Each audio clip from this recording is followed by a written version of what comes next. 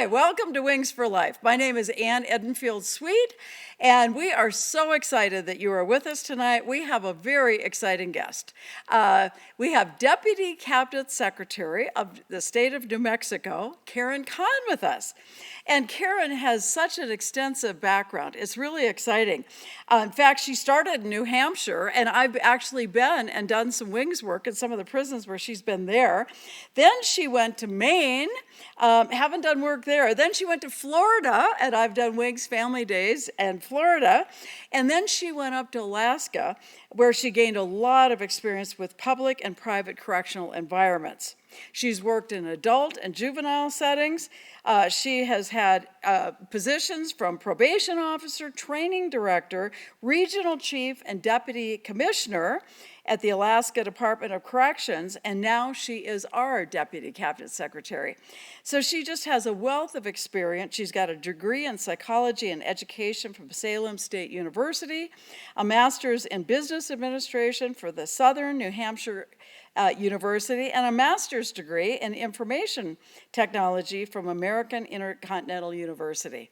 I've been pleased to talk to her on the phone, but tonight's the first time I get to meet her in person, and I think we're all going to be just thrilled to get to know our new Deputy Cabinet Secretary.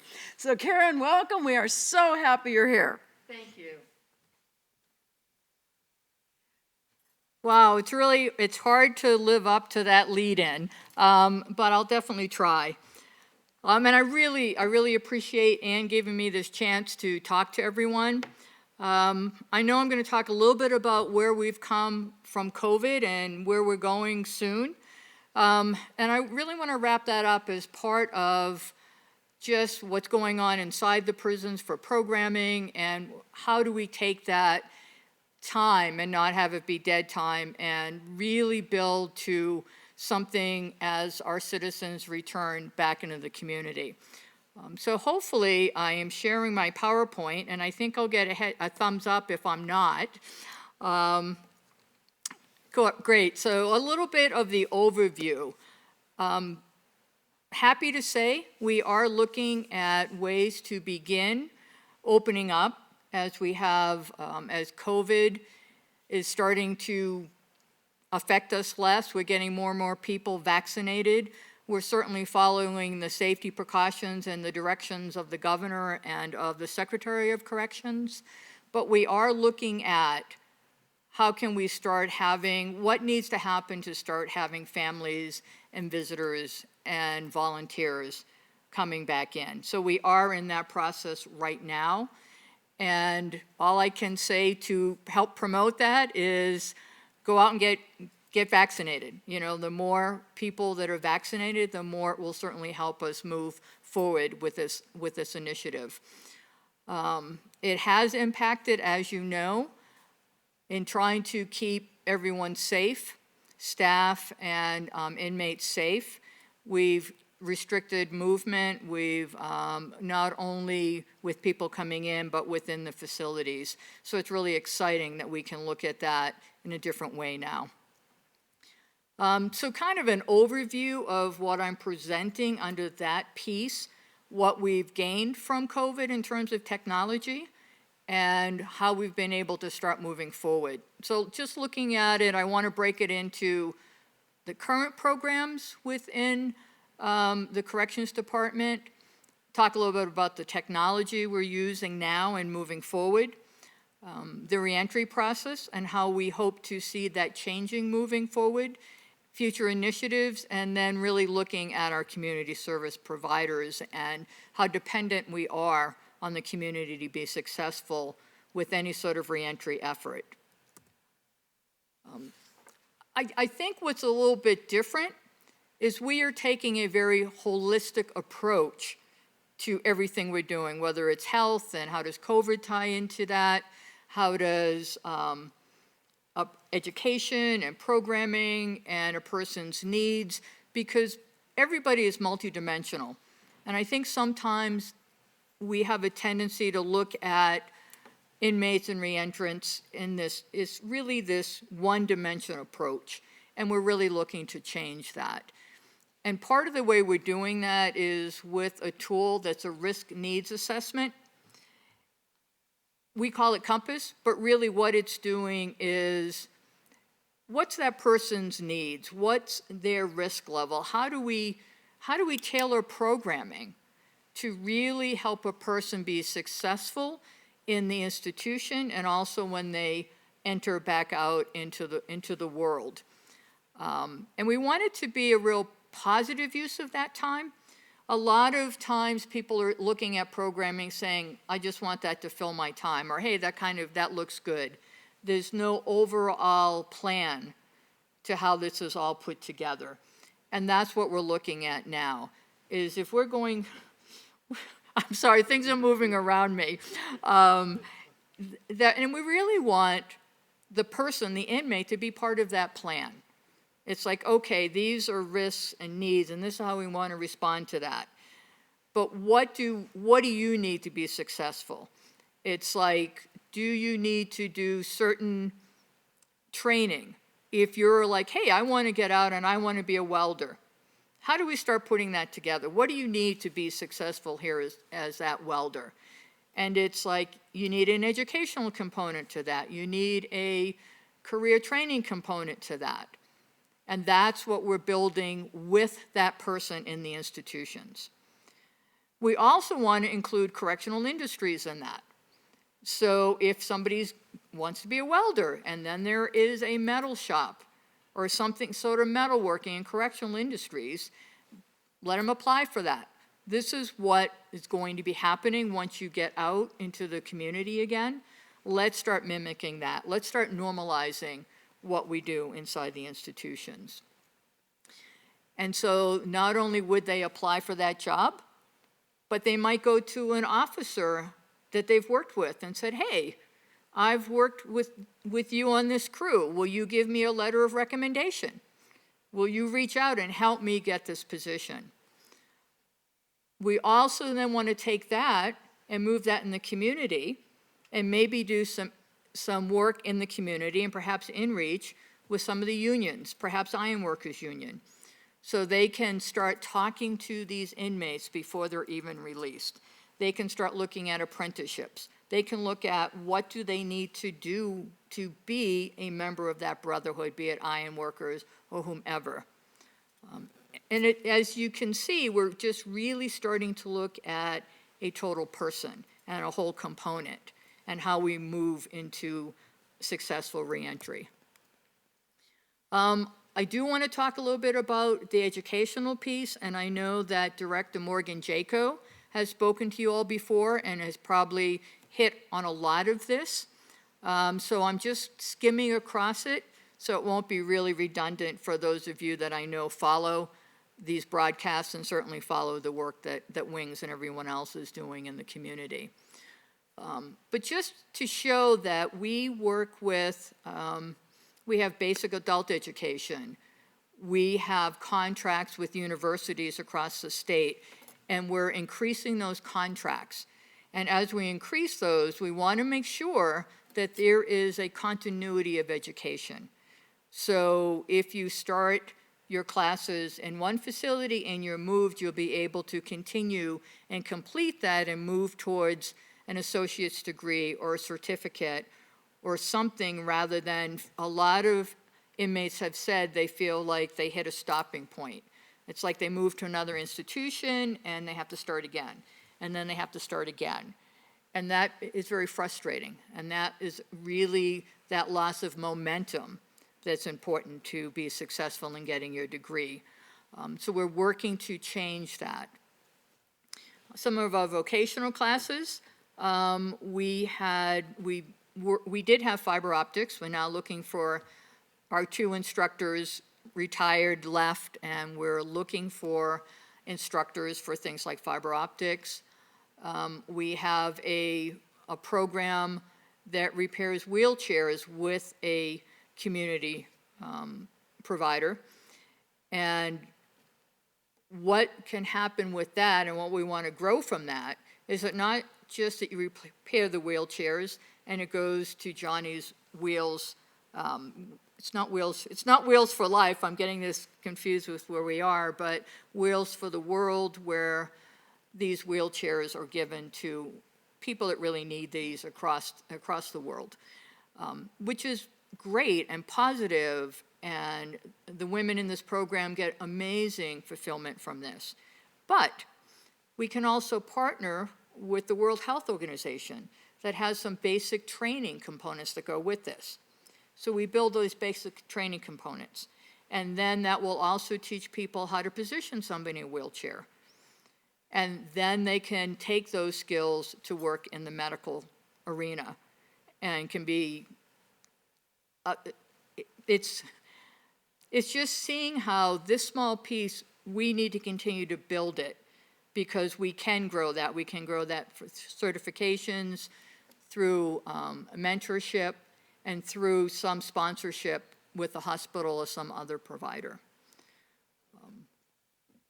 One of the things that we're looking at in the cognitive classes is really addressing some of the behavioral health needs, some of the substance abuse needs, some of that we in corrections are a very large provider of services to behavioral health and substance abuse. And we've gotten to that out of necessity, and we're really trying to build good programming around that. And we have a very strong behavioral health substance abuse division. We have treatment inside the walls, and we also want to continue to grow that. I've moved into technologies because one of the ways we want to grow some of the behavioral health and substance abuse piece of that is through technology. We're working with the National Innovative Behavioral Health Center out of the University of Colorado Medical Center to look at ways to use virtual reality to address some of the triggers. And then while that person is in a safe setting, start working on those triggers. We also want to look at using this for social anxiety. And it has been shown in the community to be very successful in addressing social anxiety to then allow that person to be more comfortable, be it in education, be it in the community. Some of the things that would get somebody back inside the walls, we're hoping to address that while they're here, and then continue to work with them in the Community Corrections Division. So we're having a very comprehensive approach from when somebody walks in that front door to when they are released out of community corrections. And that means we have that strong piece of a pathway. It is a roadmap. It's a roadmap with us, with community providers, and with the inmate, and with the probation parole officer to be able to say all these steps along the way and have supports all along the way. So we know that it's not a smooth path. People will go 4 steps forward and 2 steps back. So we want to ensure that we build in a way that there's support as they start stumbling backwards and to be able to go forward again. And that we'll look at, as the slide states, we're looking at a mindfulness. How do we do conflict resolution, problem-solving skills? How do we, if our initial reaction is to react in anger, how do we show somebody a new story, another way of doing that? And we're using that not just in the program we have now, but as I said, enhancing that with the virtual reality. I have down the CAD simulators and the mobile classrooms. Some of these are things that came directly out of COVID and our reaction to COVID. We could not get the number of students face-to-face the way we'd like to, so we started looking at other ways.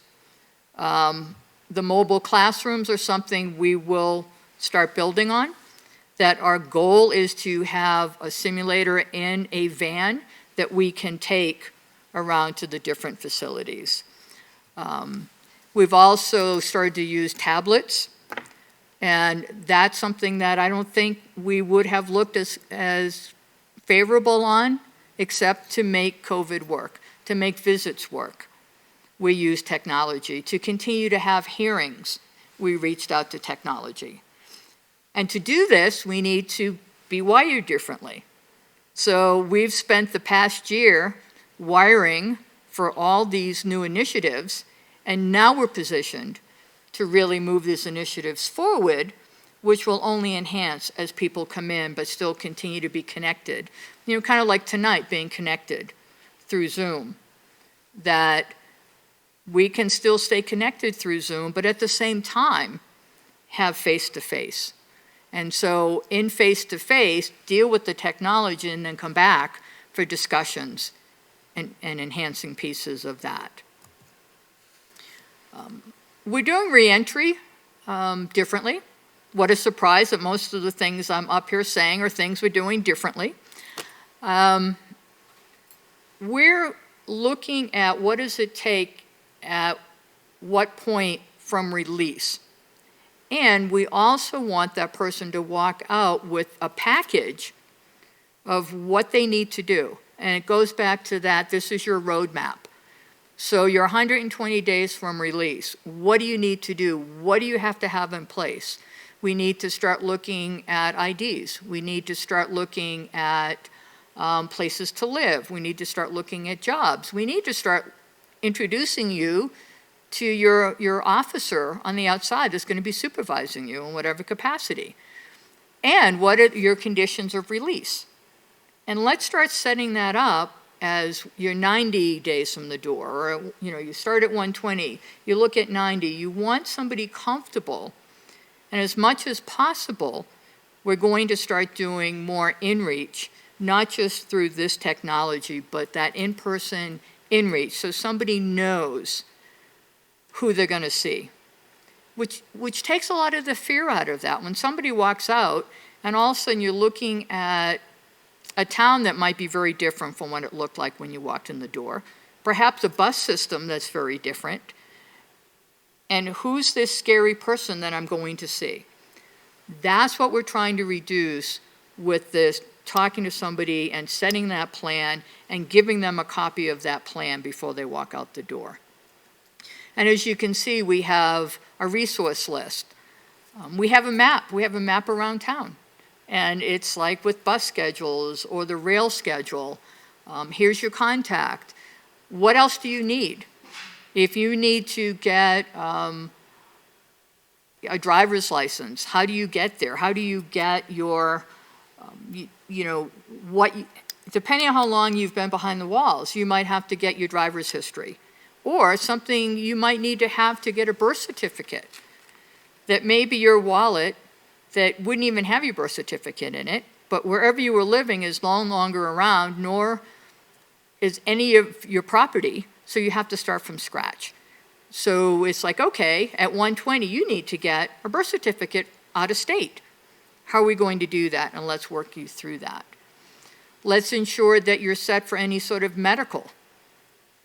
If you need to address your substance abuse with medical-assisted treatment, let's make sure that you're set up with that you're not walking out the door, or the person picking you up at the front door isn't the same person that might have a fix right in the glove box for you. That's what we're changing, and that's what we're having this plan for. And the focus really is to reduce absconding, because it's scary to go out there and not know anything, and so it's easier for you to go to the last place you felt safe, and it usually is not in community corrections who can help you find the rest of your way. We're also really looking at that wraparound service in the community, and we know where some of our holes are, which is certainly, you all know, is housing. Very difficult to get housing, and especially as you move into rural communities. So we're starting to look at how can we develop those sites. We have 2 pilot sites that we're starting, looking at a wraparound services. So there's that, I hate to use the term warm handoff, but it's true. You want to go to somebody who knows you have a relationship with. We want to be able to just surround you with the services that are necessary. So we have a pilot site in Las Cruces, because we're looking at a larger city-ish versus Albuquerque that does have a number of services. We're looking at Las Cruces, and then we're also looking at Portales and Clovis, as you can tell. And that's so we can really say, what's going to work? We think this is going to work, but let's make sure. Let's just try these pilot sites to make sure we can then replicate this in other areas. And we can say, all right, some things didn't work. How do we change that? How do we make that better? How can we be really creative in looking at a new way of addressing corrections? When you look at how the United States addresses corrections and then look at other countries, we need to change something. And that's what New Mexico really is on the forefront of what we're doing. We're looking at reentry in a very comprehensive way. To help us, because you know we don't have this magical checkbook, we're looking at grants, and one of the grants is a Rethinking Adult Education Challenge. And this is really amazing, and I will probably try to get Anne to have the person who is very involved in this challenge up here one of these times, because it is a very encompassing project. It's looking at earth bag housing, which also includes solar technology. It also includes all the educational pieces you need to be able to put this all together. And it is a 3-part project. The first part of it was actually taking your plans and sending it into the education, the National Education Department. And a little over 200 people nationally submitted their plans, and we were one of 92 or 93 entrants that made it through phase 1.